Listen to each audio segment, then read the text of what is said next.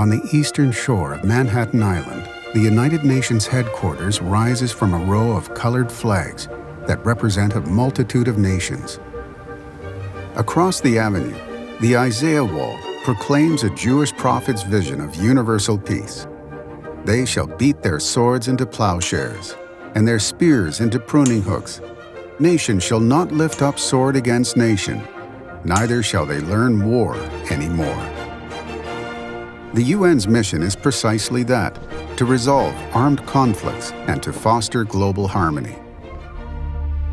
But inside the august chambers of the United Nations, founded in 1945 as a response to a war-ravaged world desperate for coexistence, Isaiah could have easily found himself the target of virulent condemnation had he survived into modern times.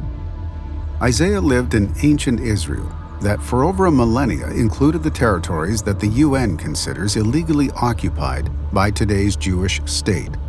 The Temple Mount that lies at the heart of Isaiah's prophecy is no longer considered by the UN to be the heritage or possession of the Jewish people. Indeed, the tiny country that Isaiah called home has become the focus of the majority of the UN's denunciations and has inspired more censure than all of today's tyrants put together. Iran, North Korea, and other brutal regimes systematically kill their citizens or deny them the most basic of human rights. Israel's northern neighbor, Syria, has murdered tens of thousands of innocent civilians. The regime has also authorized the extrajudicial killings of thousands of detainees. We now believe that the Syrian regime has installed a crematorium in the Sednaya prison complex, which could dispose of detainees' remains with little evidence. Apparently, however, that isn't very important in the eyes of the UN General Assembly and Security Council, who continually pass one-sided resolutions that single out and condemn Israel. An overwhelmingly powerful bloc led by the Arab nations promotes a narrow and slanderous agenda meant to isolate Israel. This agenda has met little resistance.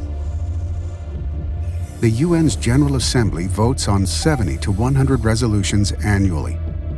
15 to 20 of these regularly express disapproval of Israel. From 2012 through 2015, the Assembly adopted 97 resolutions criticizing various countries. 83 of these targeted Israel.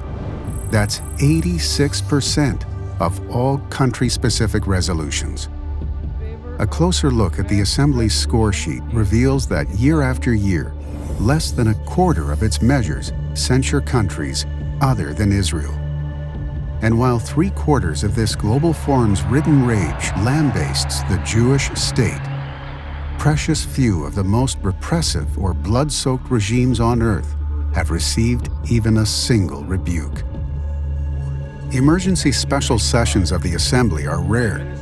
During the last 35 years, they've been convened for one purpose only: to condemn Israel. The Assembly's embrace of a terrorist entity has been equally astounding. In October 1974, 14 years before the Palestinian Liberation Organization even nominally forswore terrorism, the Assembly voted to invite a PLO spokesman to take part in its deliberations. This was the first time that anyone who was neither a government representative nor a head of a quasi-state was granted such a privilege. The following year, the Assembly awarded the PLO permanent representative status. A few months later, the UN infamously approved Resolution 3379, branding Zionism as a form of racism. At the time, Israel's UN ambassador, Chaim Herzog, told his fellow delegates that Hitler would have felt at home listening to the UN debate on the measure. For us, the Jewish people, this is no more than a piece of paper, and we shall treat it as such. Since the 1993 Oslo Accords, hundreds of Israelis have been killed and thousands injured by Palestinian terror attacks. During the same period, the UN passed dozens of resolutions deploring Israel, but not one against the terror attacks. Since the 2006 creation of the UN's Human Rights Council, most of the world's human rights abusers have suffered nary a mild rebuke. Israel, on the other hand, is chastised as often as all of the rest of the countries combined, and in terms more condemnatory. At the Council's every meeting, a topic billed as, quote, human rights situation in Palestine and other occupied Arab territories is raised as a separate agenda item, while the remaining totality of mankind constitutes a single other point on the agenda. From 2006 to 2013, Israel was condemned in no less than 45 Human Rights Council resolutions. That is almost half, 45.9%, of all country-specific resolutions passed by the Council. This same obsession with censoring Israel is found in all branches of the United Nations. At the UN's World Health Organization Annual Assembly in Geneva in 2005, the body passed but a single resolution against a specific country. That's right, Israel. Israel was charged with violating Palestinian health rights. Similarly, at the International Labor Organization's annual conference in Geneva in 2005, the organization carried only one major country-specific report on its annual agenda. No prizes for guessing its identity. A lengthy document charged Israel with violating the rights of Palestinian workers. Even within the walls of the UN, the absurdity of its anti-Israel bias is fleetingly, partially acknowledged. In September 2006, UN Secretary-General Kofi Annan conceded. Supporters of Israel feel that it is harshly judged by standards that are not applied to its enemies. And too often this is true, particularly in some UN bodies.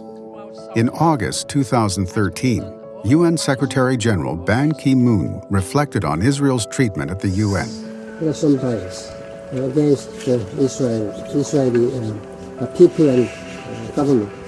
In December 2016, he told the UN Security Council, a disproportionate volume of resolutions, reports, and conferences criticizing Israel. One of the more telling comments came inadvertently in November 2013, when a UN interpreter failed to silence her microphone as she addressed her colleague. I mean, I think when you have 5 statements, not 5, like a total of 10 resolutions on Israel and Palestine, there's got to be something. C'est un peu trop, non? I mean, I know it's yes, it's right, but it's not there's other really bad happening. Nobody says anything about the other stuff. Apologies. Okay, I understand there was a problem with interpretation. Israel is not larger than 8,019 square miles in total. It is the Middle East's only functioning democracy and champion of human rights. It is a world provider of humanitarian disaster relief and medical, agricultural, ecological, scientific, technological, and security innovations. But when seen through the lens of historical UN bias, the overwhelming majority of all the world's evils and all of the world's ills belong to the tiny Jewish homeland in which Isaiah spoke his vision of swords being beaten into plowshares.